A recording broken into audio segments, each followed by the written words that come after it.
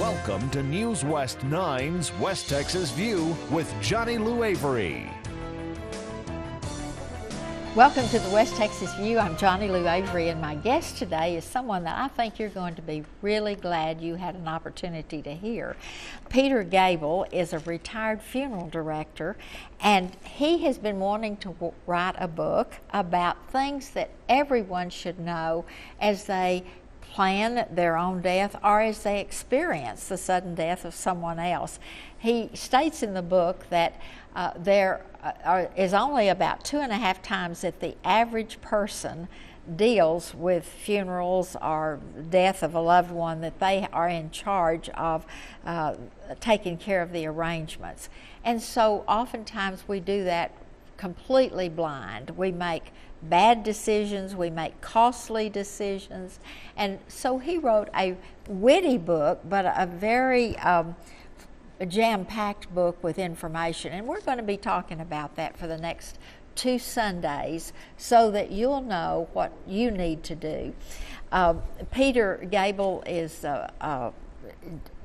wrote this book, Bury Me in a Hawaiian Shirt, and my first question to you is going to be about why you chose that title.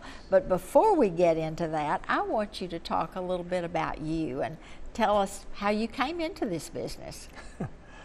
Well, Johnny Lou, this is my second career in the funeral business. I was in the printing industry before that, and the microchip came along and really took a lot of the printing industry out and what I was doing. So I was looking for something else that might be a little more stable and wasn't going to change a lot. And so I got into the funeral industry. And boy, was I wrong. The funeral industry is changing like crazy. There's a lot more options than there ever has been before.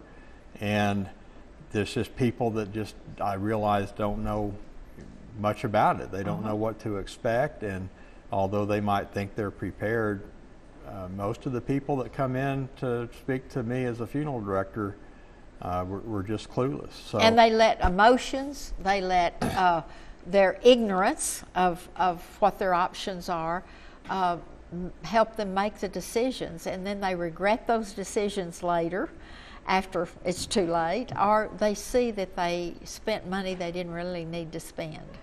That's right. And I tried to make this book as educational. I tried to make it short, to the point.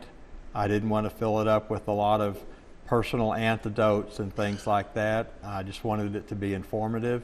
And the title of the book, if somebody were to bury me in a coat and tie, I think I'd come back and haunt them.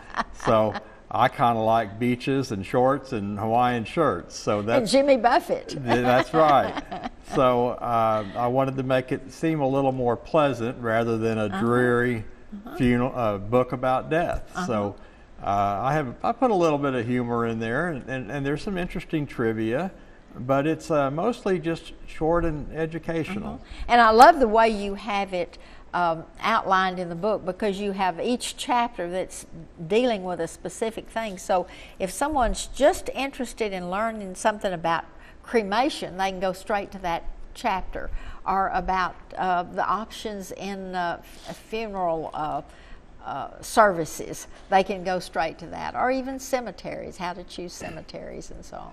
It's not a book that anybody's going to pick up to read for entertainment. So I didn't want anybody to have to read it cover to cover. Each chapter covers a different topic. So if you just want to learn about cremation or body and organ donation, or how do you pay for the funeral, there's a chapter on financial matters. So I just tried to segregate it out and make it more of a handbook or type. Well, I can tell you that I wish I had read this book before I did some of the things I did to pre-plan and buy insurance and some of those kinds of things, because I would have made a little bit different decisions. And so we're going to talk about that in a minute, because I want to know how I might make some changes or tweak those things if there's any possibility. But before we do, I want you to start out with just, and I kept calling it the death industry, and you kind of frowned on that. You said people would quit listening if I said the death industry, but that's really what we're talking about. That's right. And so tell me, first of all, what are the kinds of death, and what happens when death occurs? Well, there's 4 different types of death, and you can think of the acronym NASH: natural, accidental, suicide, and homicide. And it's important to know what to do when a death occurs.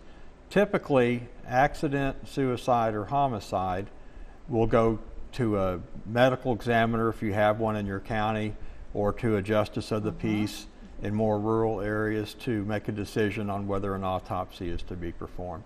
Natural, it can just be a doctor sign off on it. Is natural usually somebody that's under hospice or that's in the hospital?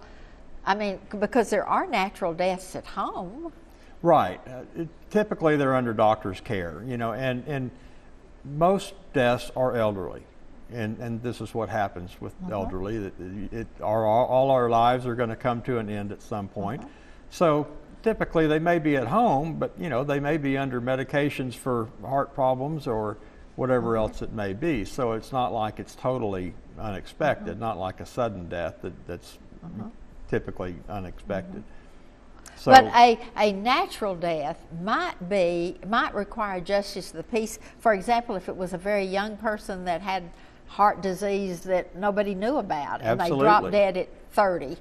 And so a justice of peace might say, we need an autopsy before I can rule on this. If you don't have a doctor to sign off on it, then yes, you're going to have some legal authority to make the decision. Now, the justice of the peace may say, we need to do an autopsy, and in a rural area where they're using justice of the peace is the one that makes that legal call. They call a forensic doctor in to do it there, or at a local funeral home, or at the hospital, or they'll send the body to a county that has a medical examiner's office. Well, I think I remember reading in this book that even if it's a natural death, maybe under hospice, that the first call you should make should be to the police. That's right. Not to the funeral home. That's right. Any death at home, you need to call the police. And the police will tell you what authority to call or help you make that call or whatever. That's correct. Well, because that surprised me. I didn't know that. My first husband died in a hospital, so I didn't have to go through all that. We're going to have to take a break right now. We'll be back in just a minute and continue this conversation. Stay tuned. West Texas View will be right back.